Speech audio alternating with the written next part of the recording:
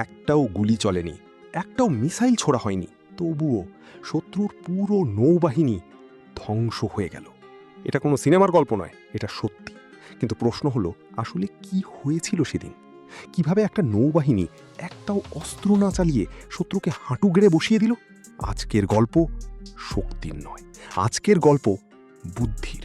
বন্ধুরা, ইতিহাসে এমন কিছু ঘটনা আছে যেগুলো বইয়ে লেখা থাকে, কিন্তু সংবাদ মাধ্যমে কখনো সেই জায়গাটুকু পায় না যার সেগুলো হকদার। এটা তেমনই একটা ঘটনা। কথা হচ্ছে 1971 সালের। ভারত আর পাকিস্তানের মধ্যে যুদ্ধ শুরু হয়েছে। পূর্ব পাকিস্তান অর্থাৎ আজকের বাংলাদেশ স্বাধীনতার জন্য লড়ছে। লক্ষ লক্ষ মানুষ মারা যাচ্ছে, কোটি কোটি শরণার্থী ভারতের সীমান্তে ঢুকছে। আর সেই সব কিছুর মাঝে ভারতীয় নৌবাহিনী এমন একটা চাল চালছিল যা ইতিহাস বদলে দেবে। কিন্তু সেই আসল গল্পে পৌঁছানোর আগে আমাদের একটু পিছনে যেতে হবে। নভেম্বর 1971। ভারত পাকিস্তানের মধ্যে উত্তেজনা তখন চরমে। পাকিস্তানি নৌবাহিনীর কাছে সেই সময় একটা অত্যন্ত বিপজ্জনক জাহাজ ছিল। নাম ছিল পিএনএস গাজী। এটা কোনো সাধারণ জাহাজ ছিল না, এটা ছিল একটা সাবমেরিন, আমেরিকা থেকে নেওয়া আধুনিক অস্ত্রে সজ্জিত, এবং মিশনে ছিল ভারতের সবচেয়ে শক্তিশালী রণতরী আইএনএস বিক্রান্তকে ডুবিয়ে দেওয়ার। আইএনএস বিক্রান্ত ভারতের একমাত্র এয়ারক্রাফট ক্যারিয়ার। সেটা ছাড়া বঙ্গোপসাগরে ভারতের নৌশক্তি প্রায় অর্ধেক হয়ে যেত, আর পাকিস্তান এটা জানত। গাজীকে একটাই কাজ দেওয়া হয়েছিল, বিক্রান্তকে খোঁজো আর ডুবিয়ে দাও।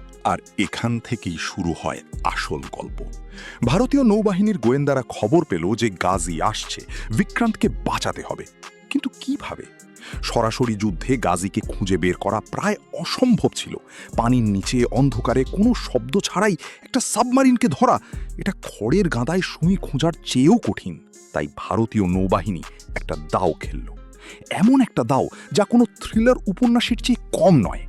ভারতীয় নৌবাহিনী একটা ডিসেপশন অপারেশন চালালো, একটা মিথ্যা বোনা হলো এত নিখুঁতভাবে যে শত্রু সেটাকে সত্যি মনে করলো। রেডিও অপারেটরদের একটা বিশেষ আদেশ দেওয়া হলো। আইএনএস বিক্রান্তের নামে রেডিও ট্রান্সমিশন শুরু হলো, কিন্তু বিশাখাপত্তনমের বন্দর থেকে। মানে দেখানো হলো যে বিক্রান্ত এখনো বন্দরেই দাঁড়িয়ে আছে, নড়েওনি। আসলে বিক্রান্তকে চুপচাপ বঙ্গোপসাগরে পাঠিয়ে দেওয়া হয়েছিল, কিন্তু তার রেডিও সিগন্যাল ছিল নীরব। গাজী মনে করল বিক্রান্ত এখনো বিশাখাপত্তনমেই আছে। সে সেদিকেই এগিয়ে চলল, এবং তারপর 3 ডিসেম্বর 1971 রাত বিশাখাপত্তনমের বন্দরের বাইরে গভীর সমুদ্রে একটা ভয়াবহ বিস্ফোরণ ঘটল। বিস্ফোরণটা এতটাই শক্তিশালী ছিল যে শহরের মানুষ ঘুম থেকে উঠে গেল, আকাশ লাল হয়ে গেল। পিএনএস গাজী ডুবে গেছে। কিন্তু এখন প্রশ্ন ওঠে, ডুবল কিভাবে? ভারতীয় নৌবাহিনী কি তাতে আক্রমণ করেছিল? এখানেই শুরু হয় ইতিহাসের সবচেয়ে বড় রহস্য।